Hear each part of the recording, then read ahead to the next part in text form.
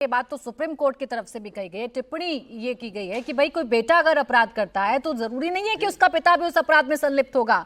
आप पिता को कैसे घर गिराकर सजा दे सकते हैं? आप बेटे को दीजिए ना।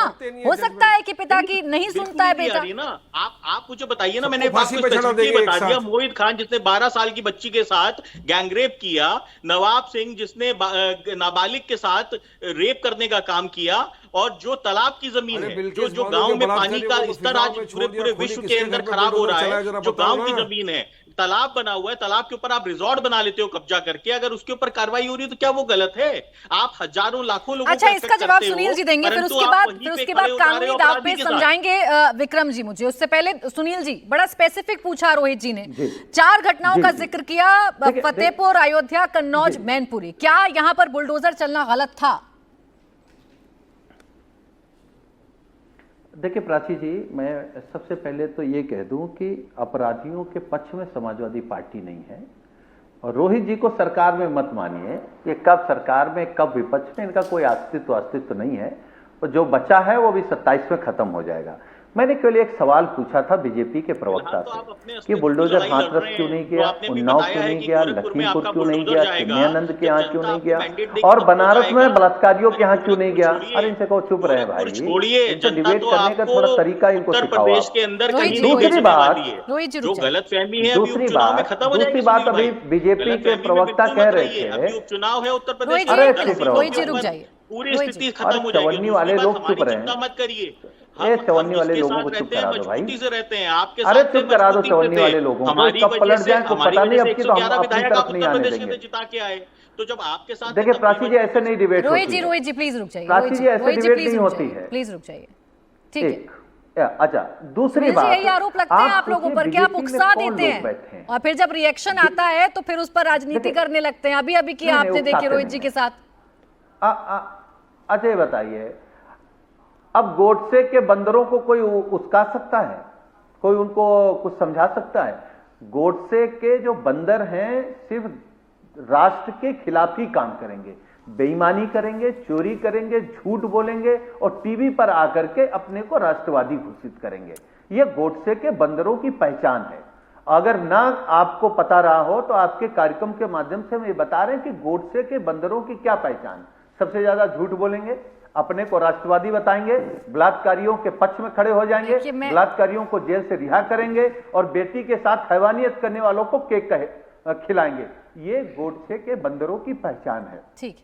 अब आप इनसे ये पूछिए कि आप 7 साल से उत्तर प्रदेश में सरकार में हैं, अपने 7 काम गिना दीजिए उत्तर प्रदेश में।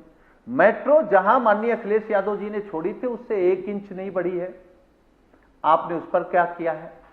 सड़कें आपकी टूटती जा रही हैं। जिस एक्सप्रेसवे का उद्घाटन माननीय प्रधानमंत्री जी करें, वो पहली बारिश में बैठा जा रहा है।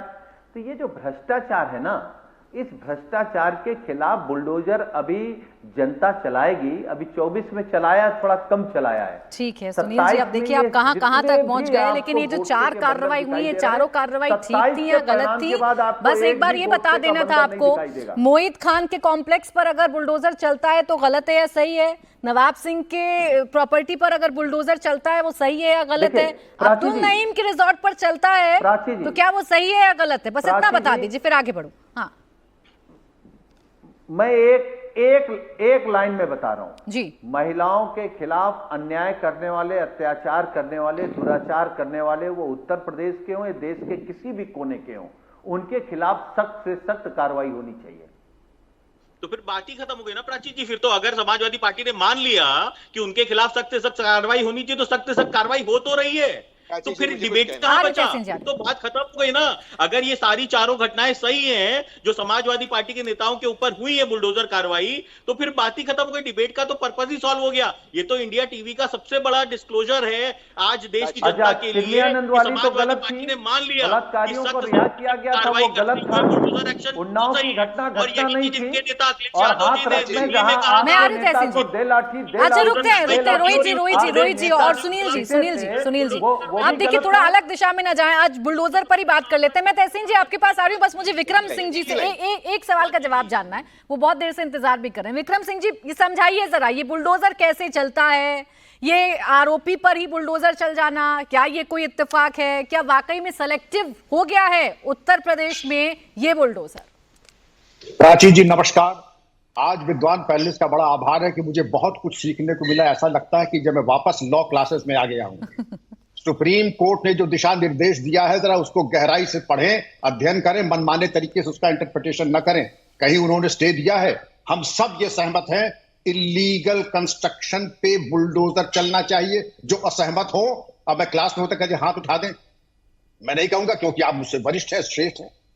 कितने लोग सहमत हैं ये कहते हैं कि जो लीगल स्ट्रक्चर्स हैं उन पे बुलडोजर नहीं चलना चाहिए, इसमें भी शाश्वत सत्य है, इसमें कोई विवाद नहीं है। लेकिन मनमाने तरीके से मोटर व्हीकल्स एक्ट को लाके म्युनिसिपल लॉज की खिचड़ी बनाए, उन दोनों की खिचड़ी बना करके आर्म्स एक्ट में ले आए, आर्म्स एक्ट की तहरी बना करके हमने परोस दिया। कहां कहां बंदर और पीडीए हम ला करके रखे। अरे मोटी बात यह है, सुप्रीम कोर्ट ने कोई स्टे दिया है, हाँ या ना में जवाब समझ लें, मुझे ना दें, अपने आप दे लें। सुप्रीम कोर्ट ने गाइडलाइंस दी है और ये कहा है कि हम इलीगल कंस्ट्रक्शंस के, इलीगल स्ट्रक्चर्स के फेवर में नहीं है। मैं समझता हूं राष्ट्रहित की बात है। और अगर कोई डिमोलिशन हुआ है तो डिमोलिशन म्युनिसिपल लॉस के अंतर्गत होता है। और आपको मैं एक बात और बता दूं, आपकी सबकी जानकारी के लिए बड़ी विनम्रता के साथ, एक आदमी जब अपराध करता है तो 150 साल से एक कागज होता है हिस्ट्री शीट, उसमें पूरी उसकी वंशावली, जरियाए आमदनी, पहले उस जमाने हम लोग उर्दू में लिखते थे, जरियाए माश, जरियाए आमदनी, वल्दियत, सुकूनत, सब इसे लिखा जाता था। तो भाई बंधुओं की पूरी जन्म कुंडली, रावण संहिता लिखी जाती थी।